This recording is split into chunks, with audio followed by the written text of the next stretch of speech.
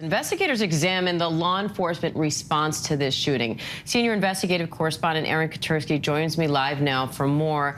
Aaron, they tried to clarify this timeline yesterday, but still left a lot of questions unanswered. So what holes are they trying to fill at this point? There are two things they're looking at, Diane. One is outside, and when exactly did the shooter arrive? What was he doing? They've got a 10-minute window when it appears the gunman crashed his car, opened fire on two witnesses to that car crash, and then seems to have been walking around the school firing at the building before making his way inside. One question, why was he not confronted by officers? As the governor initially said, we now know from the state police it does not appear he was confronted by anyone. And why was the door unlocked that he was able to go in? Was it because there was a parent event? The other question, of course, is the hour gap while the gunman is inside the school. As Maria points out, an excruciatingly long period of time before he is taken down by a tactical team from Customs and Border Protection. The protocol for active shooters around the country has been to go in, not to wait for tactical gear or heavier armaments, but to go in with whoever you have and whatever you have. Some officers did go in. They were repelled by gunfire, but we've seen those videos of other officers remaining outside. There are also accounts now of family members who say they were there, frustrated that police were not entering the building and that they were actually handcuffed, trying to either encourage police to go in or maybe trying to go in themselves. The U.S. Marshal's Office is saying nobody was arrested, nobody was handcuffed.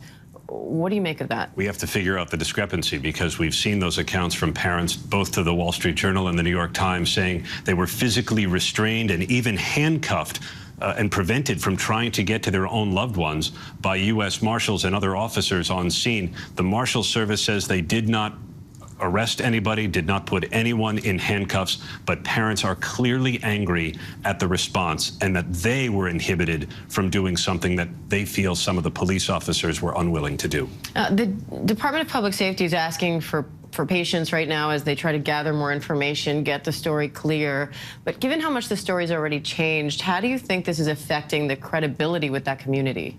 We've already heard from law enforcement around the country saying that this is a disgrace to law enforcement, not only the response, but the way the information has been unfolding, because it's been incorrect at a number of stages, corrected.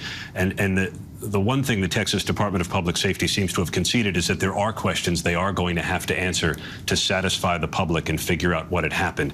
Were the officers in proper communication? Did the officers outside even know what was unfolding right in front of them? Were they told the correct information, or were they treating this not as an active shooter, but simply as a suspect who was barricaded?